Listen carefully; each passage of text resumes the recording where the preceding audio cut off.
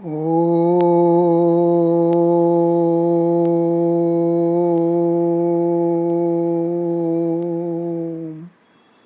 नमो नमः।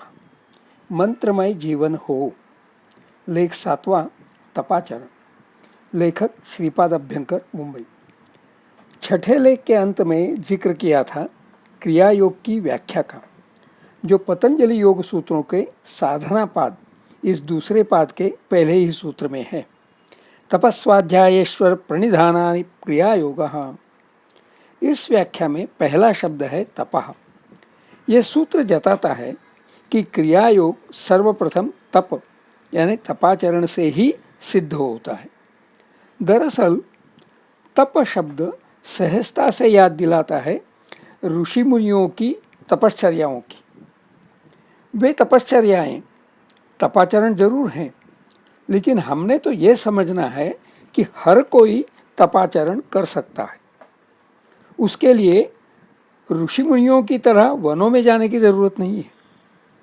या तो ऐसे कहें कि हर किसी का आचरण तपाचरण ही होना चाहिए। तपाचरण का सही विवेचन गीता में 17वें अध्याय के 14वें श्लोक से 19वें श्लोक तक इन 6 श्लोकों में है। 14वां है देवद्विज गुरु प्राज्ञ पूजनम शौचमार्जवम ब्रह्मचर्यमहिंसा च शारीरम तप उच्यते। अर्थात देवद्विज गुरु प्राज्ञ पूजनम यानी देव, द्विज, गुरु, प्राज्ञ इनकी पूजा करना, शौचम शुचिर्भूत रहना, आर्जवम स्वभाव में सरलता होना, तथा ब्रह्मचर्यम अहिंसा च यानी ब्रह्मचर्य और अहिंसा बरतना। इसे शारीरम तपः कायिक तप उच्यते कहते हैं।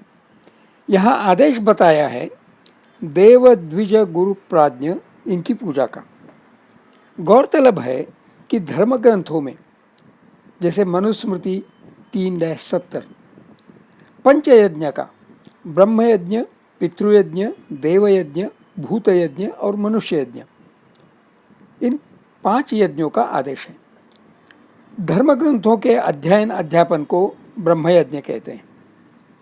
पितरों को श्राद्ध तर्पण करना पितृयज्ञ होता है। यज्ञ वेदी में होम हवन करना देवयज्ञ होता है।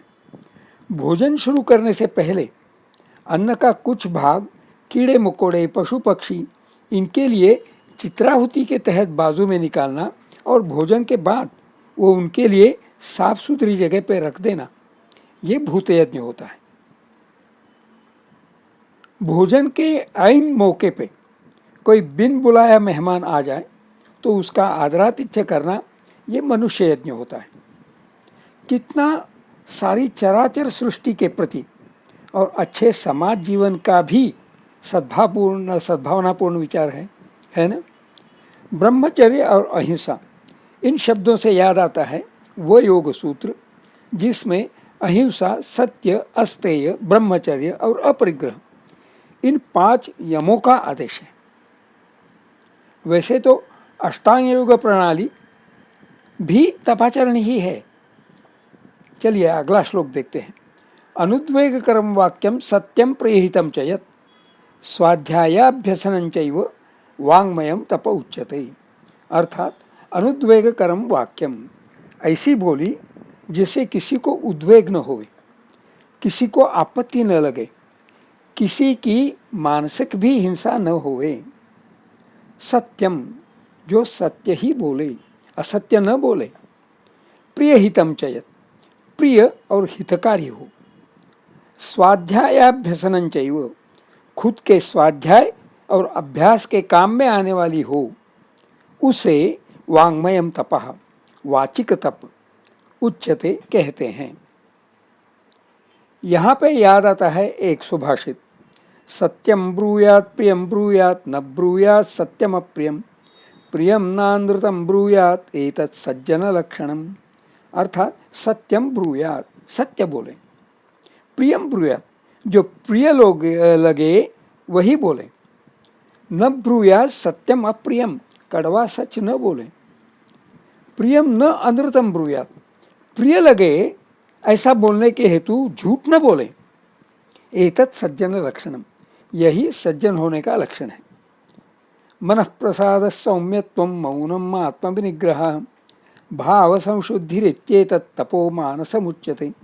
अर्थात मन प्रसाद, मन की प्रसन्नता, सौम्यत्वम, मन का सौम्य रहना, मन में उत्तेजित होने का स्वभाव ही न होना, मौनम, मौन व्रत का आचरण या मितभाषी रहना, जरूरत से ज़्यादा कतई न बोलना, आत्मविनिग्रह, मन को काबू में रखना, लुभावनों से विचलित न होने देना, या तो खुद ही आशा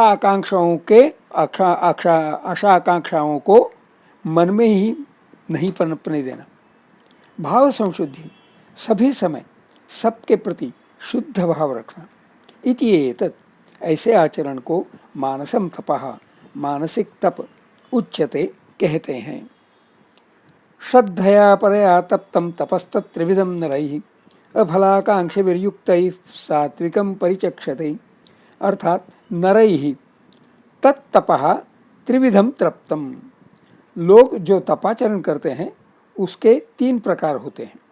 अफलाकांक्षी भी, किसी भी फल की अपेक्षा न रखने वाले, परया श्रद्धया युक्त ही तप्तम, परम श्रद्धा युक्त अंतःकरण से तपाचरण करने वालों के तपः, तप को सात्विकम परिचक्षते, सात्विक कहते हैं।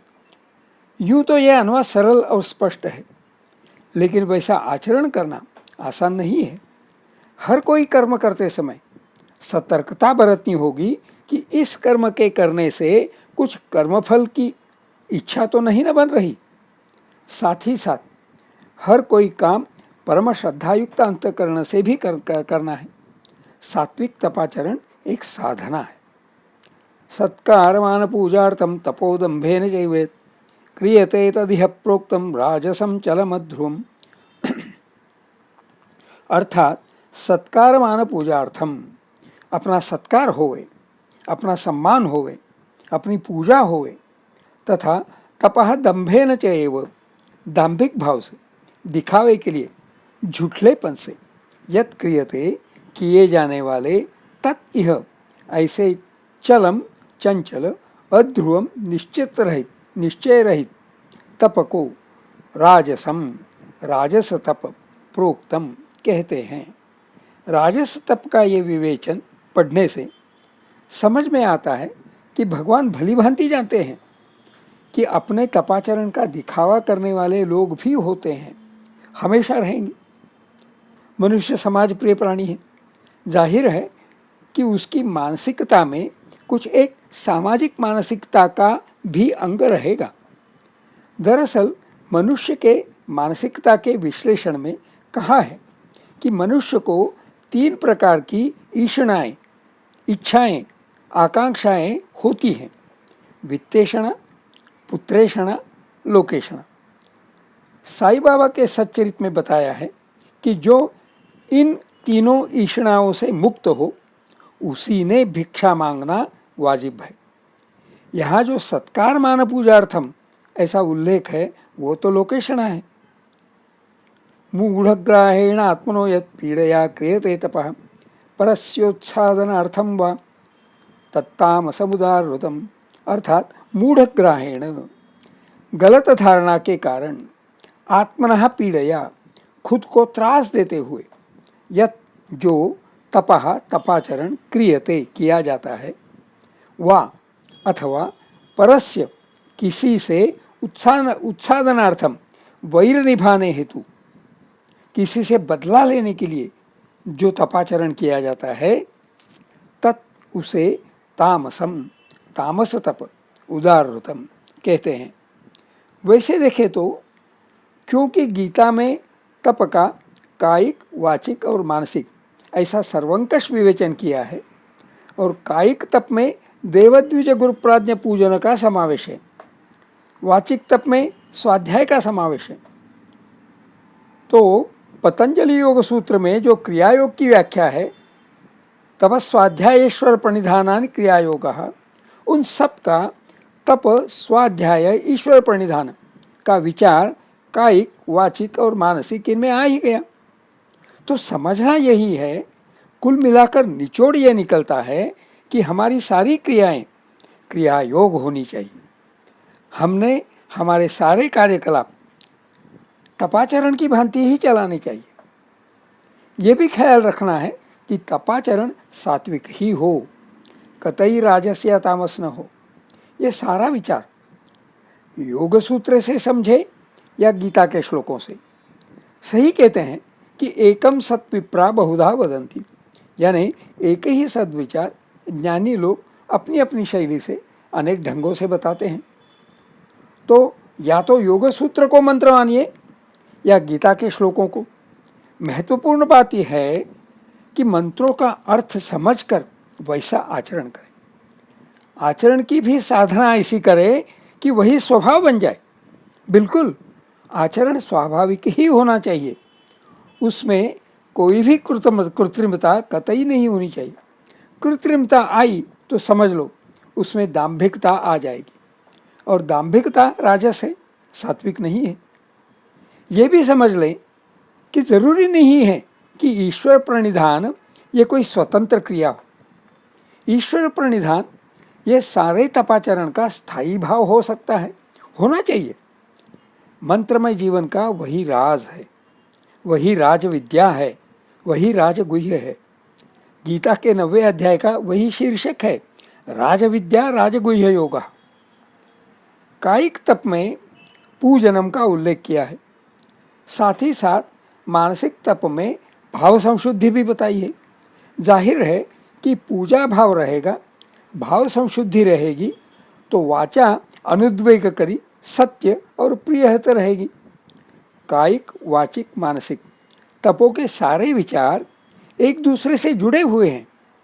आचरण जब सारे तपों से मिला जुला होगा, वही संपूर्ण तपाचरण होगा।